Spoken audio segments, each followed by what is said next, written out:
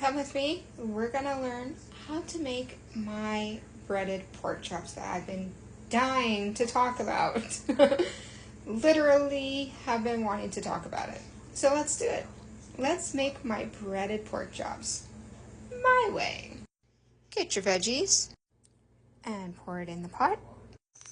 Fill it with water. Put on burner. Set burner to 5, or you could go between 4 and 5, so a medium low or a medium high, sorry. Yeah, it's a medium high. Put a lid on that thing. And so this dinner is just for, like, if you want to be making dinner the easy way, you can, because it's simple. It's a simple dinner. If you want to do fresh veggies, go ahead. If you want to do homemade stuffing, go ahead. I have a good recipe for homemade stuffing. I'll show you guys one day. But for now, tonight, we're doing leftover boxed turkey. And I mean leftovers as in, like, I was given this at the beginning of January and I haven't used it yet, so let's use it today. 1 cup water, 2 tablespoons of butter. Aha. Gonna put a lid on it, and you're gonna set it to literally about between 5 and, yeah, high heat. Anyways. Okay, once it's like this, add your stuffing. Hiya! And if you got leftover bread that needs to be used up, you could just put it in here too. It works. Give it a nice mix until well cooperated. Once it starts to look like this, bring down your heat. Made my breading mixture, cornflakes, and a little bit of shake and bake. And then I added some seasonings that I'm not going to tell you about. Husband is now doing the pork chops. Look. Oh, look how beautifully coated that is. Awesome job. And what we do is, the reason why we use the container is because then nothing gets spilled everywhere and your Ziploc bag isn't going to explode everywhere.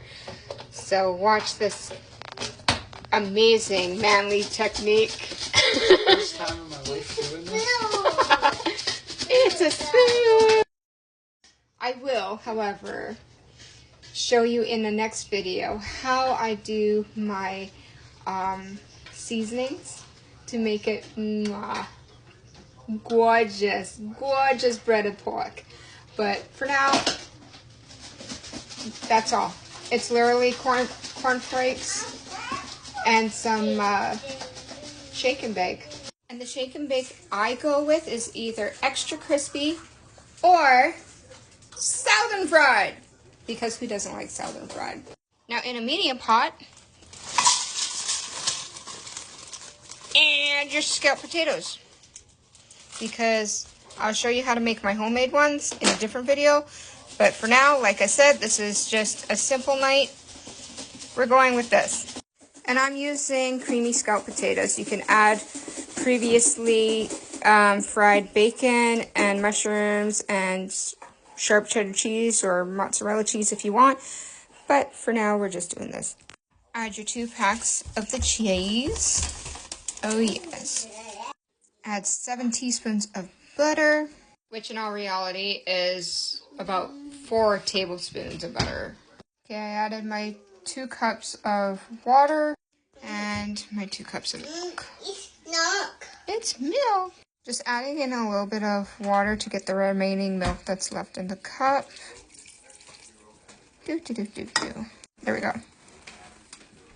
And because I have a sciatic nerve problem, hubby has lined our,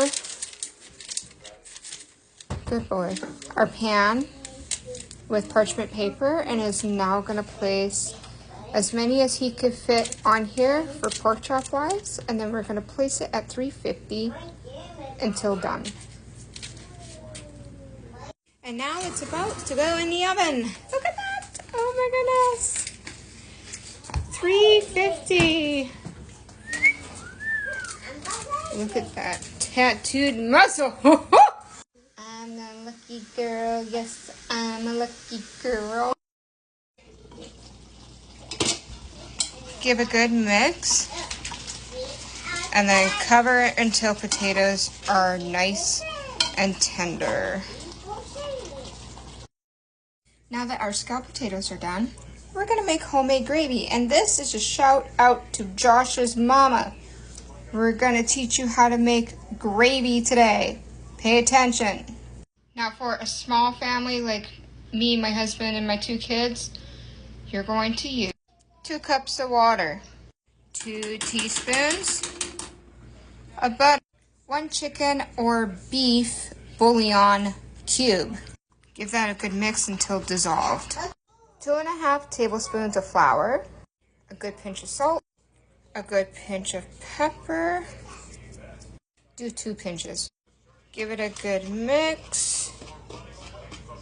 Now add a little bit of water. Now give a good mix until you get a nice, creamy, thick consistency. All right?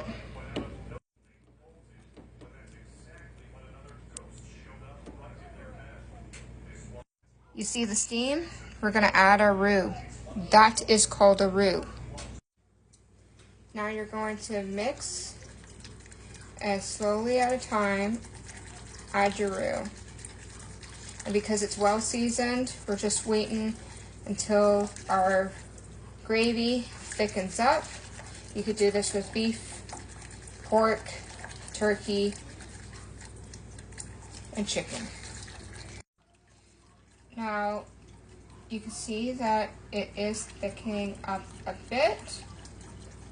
And if it's still a little too liquidy, add 2 more tablespoons of flour and make your roux again until you get a more thickened gravy. And don't forget to scrape them damn sides, because I know a lot of people forget to scrape the sides of the roux. You need to collect every little bit counts, right? So don't forget that. Okay, so let's look at our pork. Yes, my husband doesn't know how I touch hot ass food either, but a lot of us moms do know how to do this. So it's pretty much almost done. So we'll put it in for another 5 minutes. Or until fully cooked, which it is cooked, it's just, I want the breading to be done. Now you see how thick the gravy is? There you go. That's how you make chicken gravy. Josh's mama. Now that the pork's done, let's assemble. Are you excited for supper? What are you most excited for? Pork. The pork. Dennis loves my homemade pork. My famous pork chops. At least I loves my Dollarama cup. They're 50 cents. They were on sale. Now look at that. And don't worry, it's not burnt. It's just the top layer of the scalloped potatoes along the side of the pan. And Yorkshire pudding's homemade. They were bigger, but yeah. Gravy on top of the pork chop. Let's dig in. Right, let's see if the pork chop is cooked. Yes.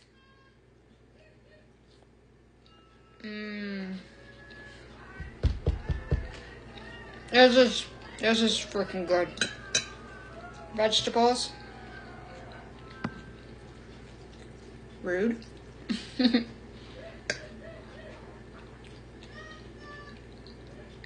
Box stuffing.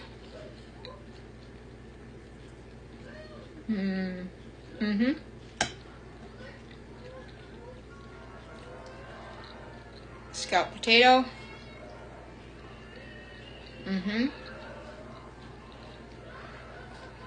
Yorkshire. Perfect. Hope you enjoyed.